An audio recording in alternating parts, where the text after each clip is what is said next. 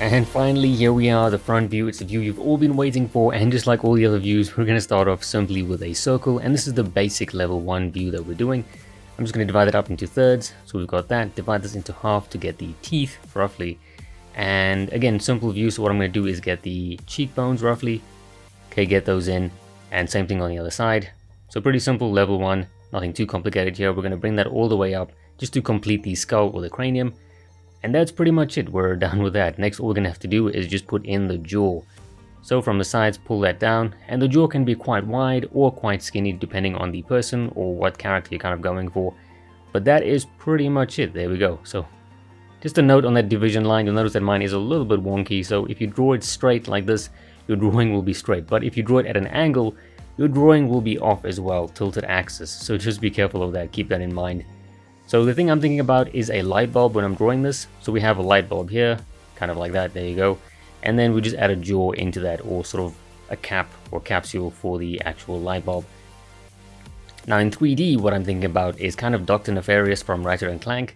So that's the shape I'm using here. It's still kind of a light bulb, but as you can see, it's a little bit changed and looks a little bit more robotic and 3D.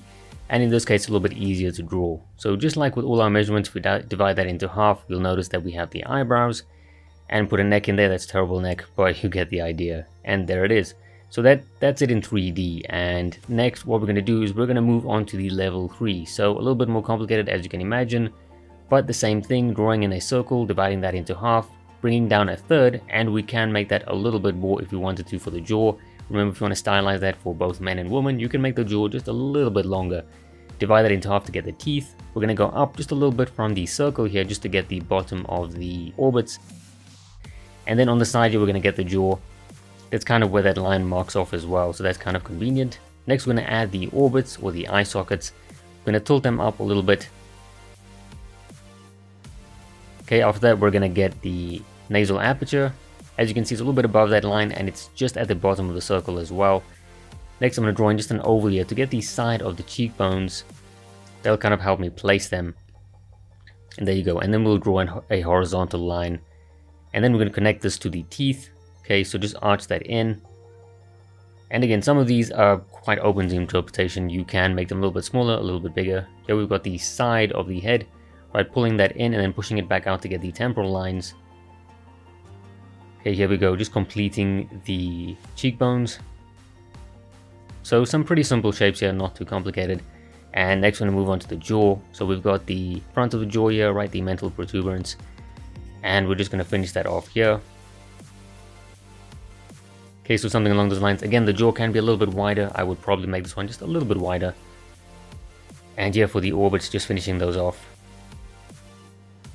Okay, drawing those in, remember to tilt the orbits slightly at an axis. You don't want them to be straight, too horizontal. And then what we're going to do next is adding the superciliary arches and then the frontal bone, just the frontal eminence there for the frontal bone.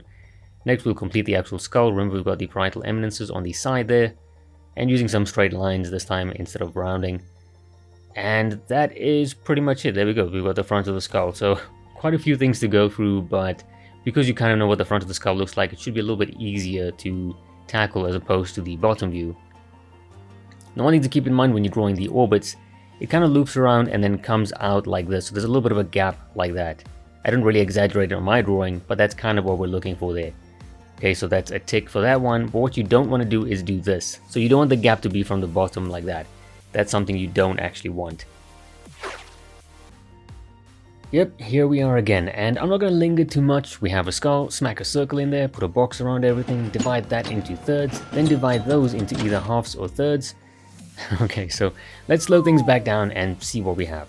So with the first third, we have the superciliary arches, and that's pretty much it. On the second third, we have the bottom of the nose, the bottom of the cheeks, and the mastoid processes, which you can often actually see from this view. Moving on to the secondary thirds, we can see the parietal eminences from here. Further down, we have the line that marks the bottom of the orbits and the top of the zygomatic arch. Oh, also the top of the nasal aperture is around here.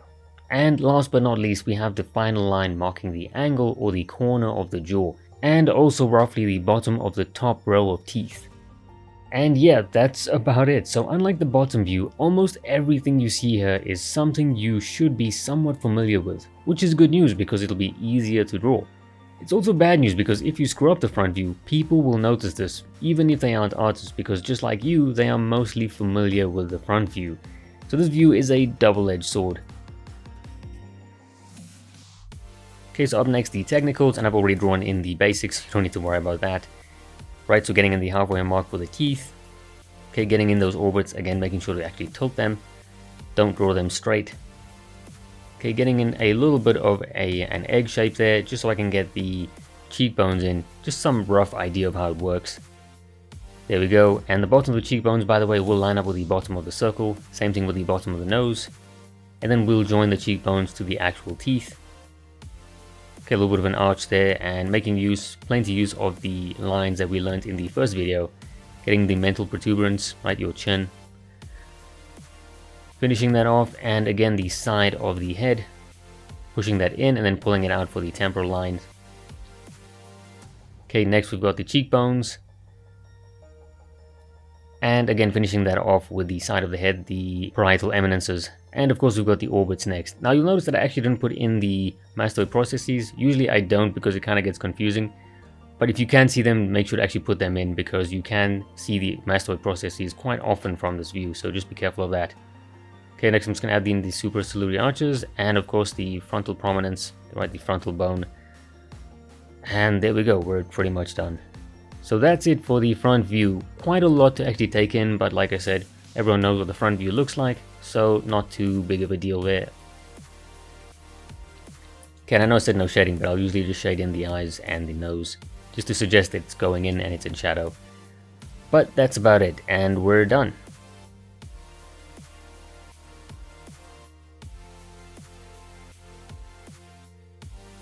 Homework. Alright, so before we actually get into the homework, I hope you guys are actually still warming up with the lines and circles I showed in the first video, and this includes using the overhand grip. Remember, try not to use the tripod grip. Now, I know it can be super boring, but the whole idea behind this is to get you used to repetition and practice, so this way when you start to practice color, line weight, composition, whatever it is, you can warm up with those things in mind instead of lines. That way you are constantly practicing color, line weight, shape design, or whatever you're focusing on every day and getting better at those things, even if it's just by little. So yeah, now that we're done with the lecture, you can trace over a few pictures before actually getting into the drawing, and again, you'll want to do about 15 to 20 skulls, including the traces. And if you've done around 20 skulls for each view, the side, the front, the top, the bottom, and the back, that means you've already drawn 100 skulls. How cool is that? Frustrating, sure, but I guarantee you'll see results. I sound like a cheap workout ad from 2002, but yeah, it'll totally get your mind in gear for forming a 3D map of the skull. Oh yeah, and I'm pretty sure some of you have noticed me drawing my skulls upside down.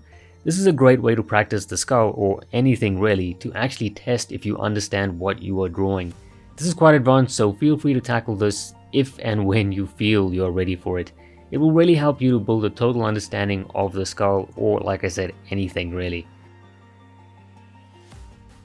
And hey, that's it. Now thanks for joining me on this free version of the course. If you did enjoy what you saw here, you can check out the paid version down below. And don't forget to make use of my website for these skull templates and breakdowns. And also, don't forget to post your work online under the hashtag Thevolin, or you can @ me at Thevolin on Twitter and at Thevolin3D on Instagram. All the links can be found below, and depending on the number of submissions, I'll try and get some critique videos out of them as well. I'll see you in the next one.